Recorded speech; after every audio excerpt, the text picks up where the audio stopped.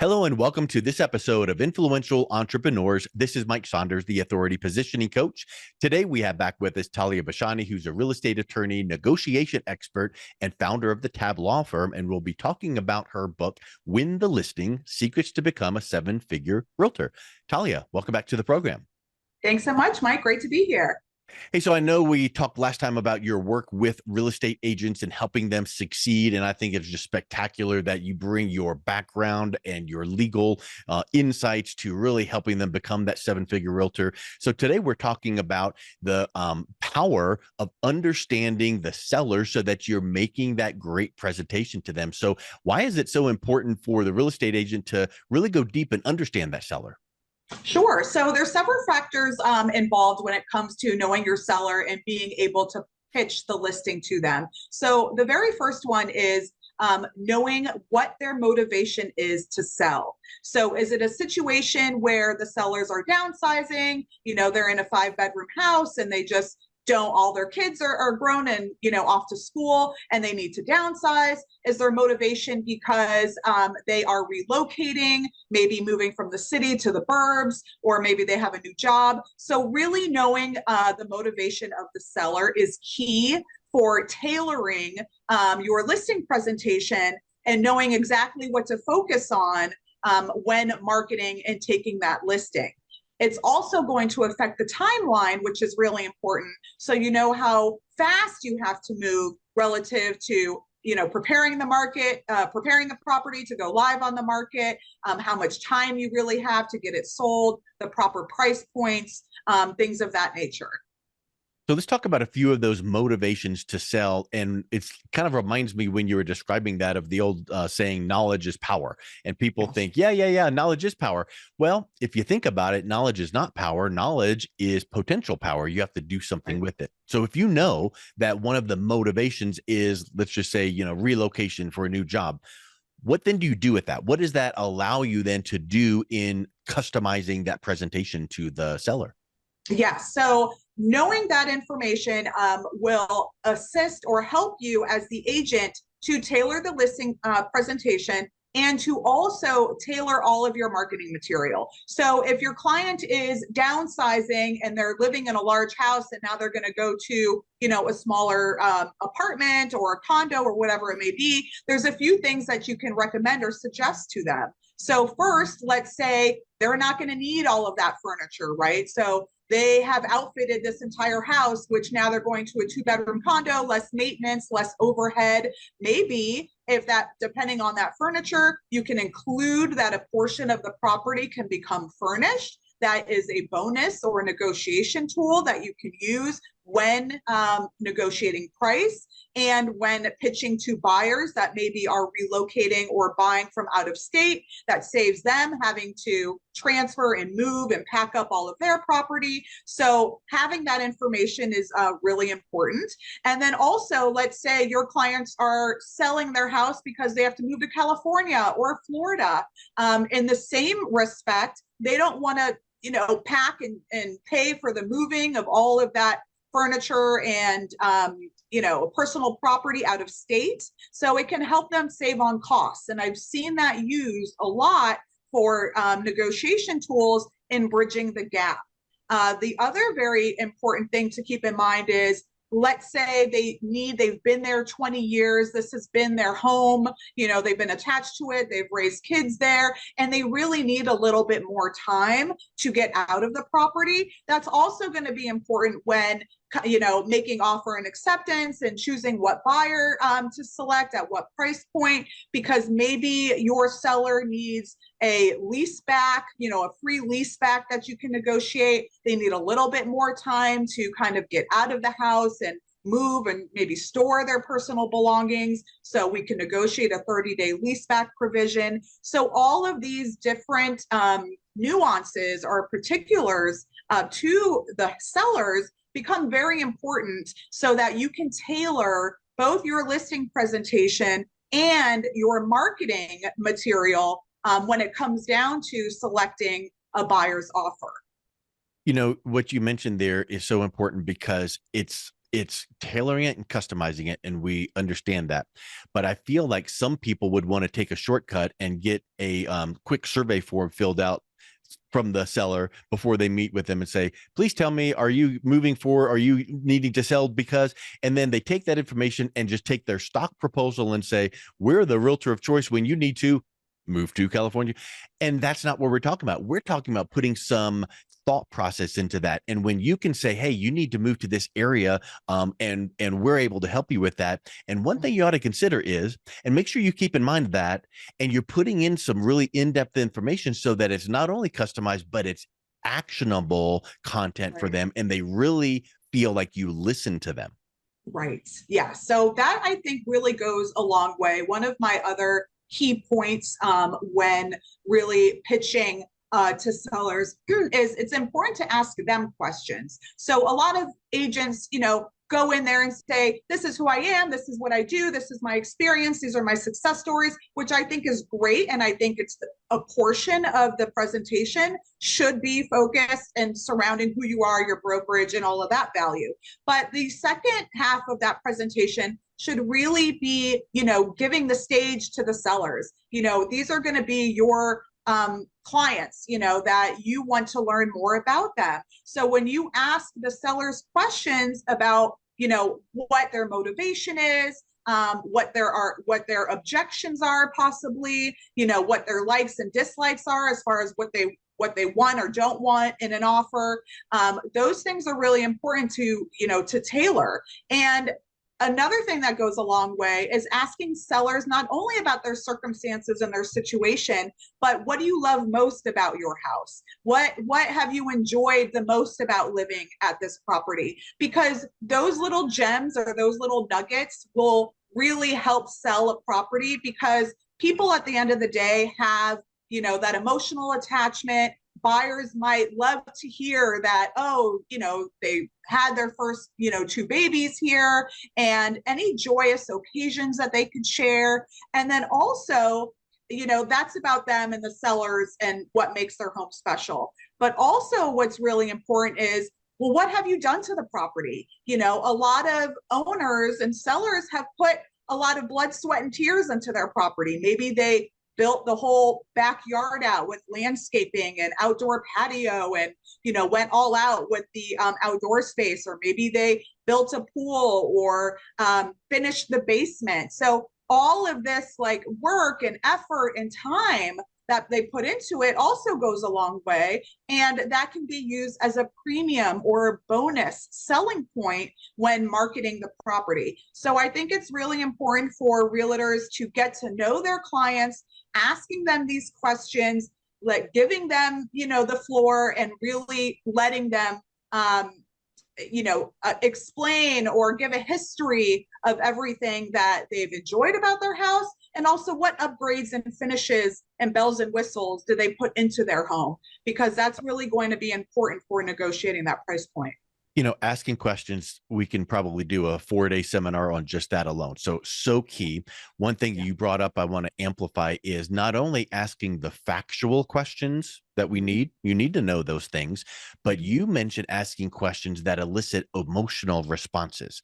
And that is so powerful because it allows them to tell their story. It allows you to understand their internal motivation, and that's all from asking questions. And I feel like so many times you might get a sales trainer that teaches you, hey, if you go to a local networking group, the way to become the most well-respected person in the room is to start talking to people, but let 90% of the conversation be you asking them questions and then listening. And you will leave that conversation and they will think you're the best conversationalist ever, and all you did was ask a question and listen, ask a question, listen. So what you just mentioned there is pure gold. And then when you add in and layer in requesting those emotional responses and those dream and transformational kind of questions, boy, it just brings it to light and really develops that relationship so powerfully. Yes, very true. And I also think it'll help sell the property even more, because as you're doing your showings, as you're doing your tours and your open houses, you can point out those distinctions. You can point out those upgrades and be like, oh, well, this is, actually the room where, the wife, started her fashion business. And, she was working in here with, a bunch of different material and drapery or whatever it may be. But all of those personal stories really helps get the property sold too. So I think not enough realtors go into these listing presentations, allowing the sellers to give, that feedback and that information and that personal information. The other really thing that I think is very important is knowing your audience. So there's, agents out there that maybe are talking to the son or, talking to the daughter, but the legal owners of the property are really, the parents or the grandparents. Yeah. So it's like, who are you going to, if before you put in all of this energy into, setting up a listing presentation, who are you doing it for, right? So you don't want to waste your time and spin your wheels talking to the wrong person or barking up the wrong tree, so to speak. You really, there's a couple things that you can do is checking the deed in the county clerk's office, which a lot of times is online. So pulling up that property, also looking at the history of that property. Was it listed with other realtors before? At what price point and for how long? And why didn't it sell? Asking the, sellers, oh, I see that you've had it, listed before with another agent. What happened there? Getting the history of the home. And then again, if you are, friends with the wife because she's in your yoga class and you're like, hey, I'm a realtor. Oh, you guys are looking to sell? Great, I'd love to come in and, give you a presentation. And the wife says, oh, sure, you can schedule in a presentation with me. But it's really the husband who's talking to his buddy, during pickleball, saying, giving him the business. Then, you're pretty much, you have two people going opposite directions. You're spinning your wheels. And, the other thing that I was thinking of too, when we're talking about asking questions, you need to listen strategically for their responses so that you're hearing the potential objections that they might have so that you can overcome them before they even come out. So when you're listening well and presenting to the right people, like you just said, if it's husband and wife as an example, in that example, it's fine. Just make sure they're both in the presentation so that you're doing it most efficiently. Yes. And knowing objections is very important. So there's a few things that every realtor should be ready for in order to counter those objections. So, first of which is the seller's like, oh, I'm not sure if I'm ready to sell right now. Oh, I don't know where the market is going. Maybe I should just wait. You have to come back ready with your argument. No, actually, right now is the best time to sell. Before the market gets flooded with inventory, before everybody starts dropping the price and there's a lot more competition, you're actually in a pristine position to list right now because there's not a lot of inventory. And the buyers who do need to buy or do need to move or whose lease is expiring, they're going to be looking at your property and you have greater leverage to negotiate a higher price point because the market is not, saturated with properties. So you have to be ready for that. The other objection is, oh, well, my cousin or, my friend's best friend, is a realtor. I think I'm just going to use them. Well, your counter to that is, look, it's not always best to work with family. And I'm a professional and I'm going to be very objective with this listing. I'm also going to be making it top priority. Sometimes family members slack a little. They give their real clients, quote unquote, the priority. And then the family's like, well, they'll be okay. I'll get around to it. Don't worry, I've got this. But they're really not as on par. So if you as a realtor are pretty much ready and say, look, I'm committed to sell this property. I'm passionate about it. I'm going to work with you directly. We're going to be a team to get this sold to make sure all of your criteria is met. Having that, counter argument to that objection is also really important. So, the emphasis on that is not to shy away when sellers bring up objections. Don't just, it's pretty much like don't take no for an answer. Just be ready for your counter. And then you might make the seller think twice. Oh, right. I didn't actually think about that. Oh, you raised a good point. Yeah. So the true art form is to make those comments, like you said, in a non-confrontational way, but in a confident presentation way, so that Yeah. you're educating them on why your position is the right one, and not making them feel bad, but not being confrontational, because that all of a sudden now puts you in their mind as that trusted authority, because it's like, that's kind of a good point. Yeah, I see that. Whereas if the tone was condescending, talking down, and argumentative, then they dig in their heels deeper and they stick with their point, and you've just lost. Right, precisely, exactly right.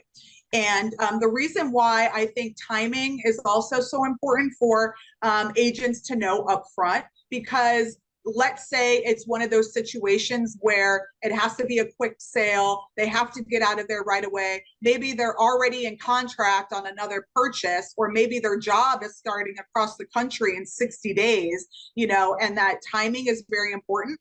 That's going to really dictate and determine your price point, because a lot of sellers might want to price it a little higher, but if you want to get multiple offers or make it look really attractive and get a lot of showings, then you as a realtor know that you're going to have to price it, competitively, and to make it attractive to really get that foot traffic to meet the timeline of the seller.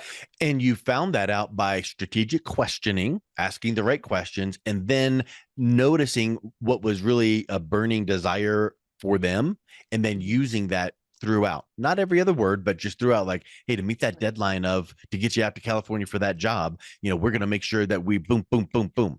And I think that right there just reiterates and it just assimilates in their mind that you're listening. And yeah, that is an important piece. I'm really worried about that. I need to get out there. I need to get it done. So it's that confidence. So talk a little bit about now when you start bringing up these points to educate, and yes, they trust you because of what they've seen so far, but now you need to talk a little bit about, some ideas to help them sell it. So, hey, our marketing department does this, and we do an open house.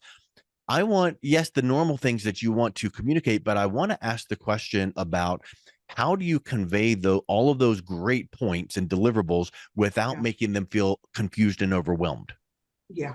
So I think, the one thing that you really want to be clear about is that you're here to get the job done. You're here to make this as smooth and less stressful for them, because obviously anybody who has to move and get out of their home and relocate, it becomes stressful. It's also a lot for them to kind of take on, having to pack up their whole home. So you let them know that you have your team in place, and it's going to be a very smooth process. If you need fixer-uppers, like, I think it's always great for a realtor to say, look, I'm a one-stop shop. You really don't have to look any further. I have the photographers lined up. I have the videographers lined up. I have contractors. I have stagers if we need it.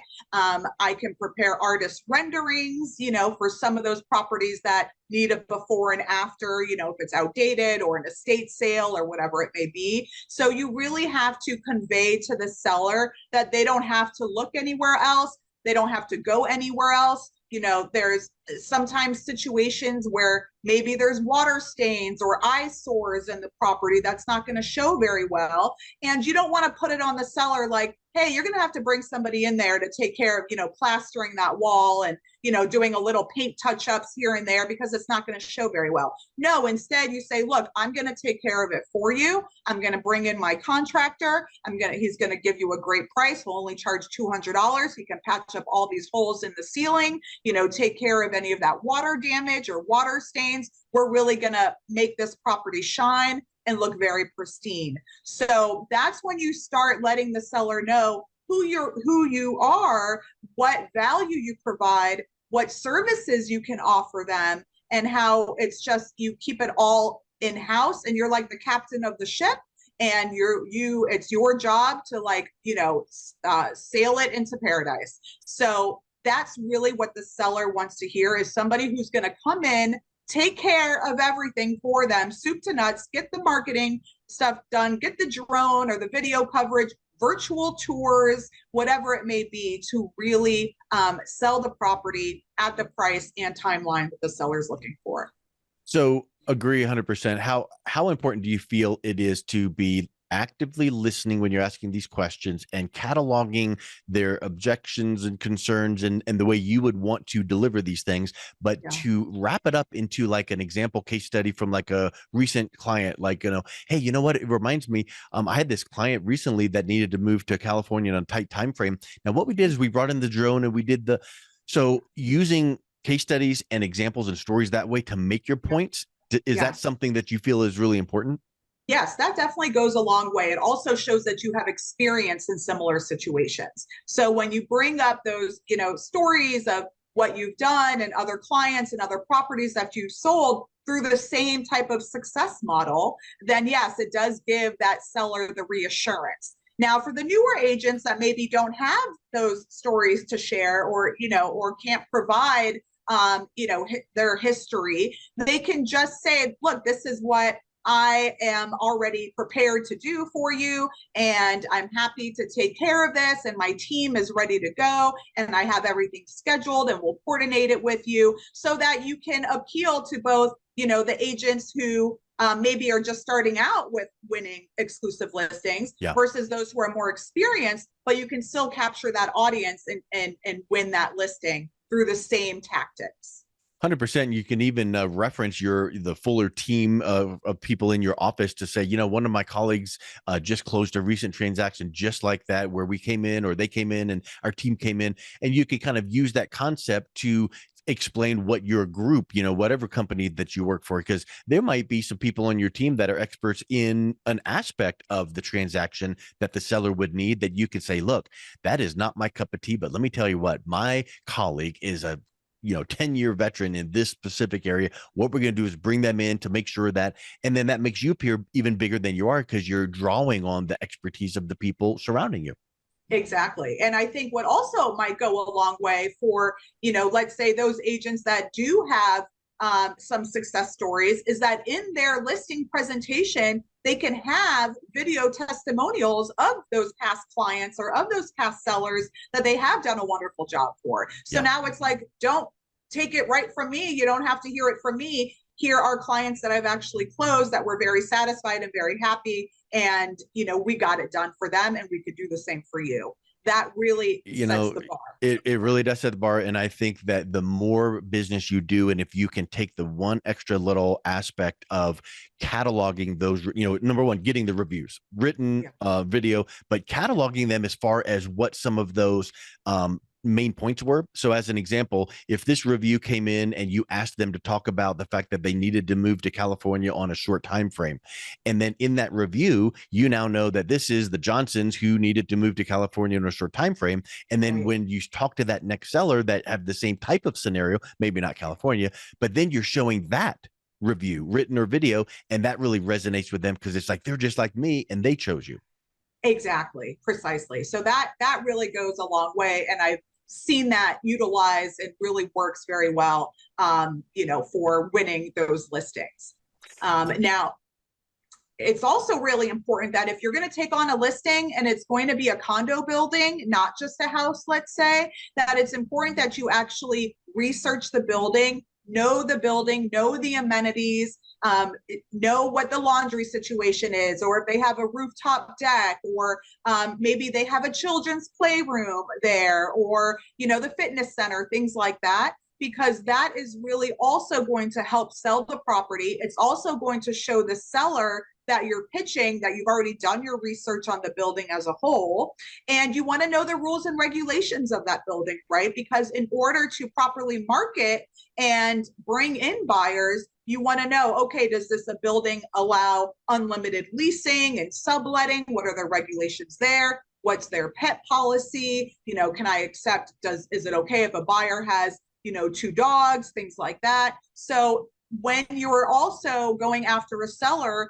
who's selling a condo building or a co-op building, knowing those building rules, also knowing those amenities in the building is going to help you tailor your presentation and also show your seller, look, I know this building, I've done my research, I know exactly the type of buyer that we're going to go after. If it's not a building that allows unlimited subletting or leasing, then you're not going to go after an investor. You're going to go after a Yep. primary residence It buyer. ties to your expertise in Mhm. the mind of that seller, so they realize that you do know your stuff. You've done it Right. in the past. You've got testimonials. You Yeah. know all of the responses to guide their decisions based on the questions you've asked, and Mhm. even overcome objections before they came up. In that seller's mind, they might be thinking one thing, and you just kind of mentioned it casually, like, a lot of my clients have this concern, and what we do is, and maybe subconsciously they're thinking, oh yeah, I was having that same thing, but oh, that makes sense. So I think all of those things you're bringing up are so vital to knowing your seller to be able to win that listing. Talia, it's been so great just to talk through these and really stay dialed in on that. What's the best way that someone listening to this could go ahead and reach out and connect with you and learn more? Sure. To connect with me directly, you can go to my 360 site, which is tali360.com. That's TALI360.com. And there you can message me. You can download my contact info. You can see my other YouTube videos. And I look forward to connecting with you. Thank you, Talia. Appreciate you coming on the show today. Thank you for having me, Mike.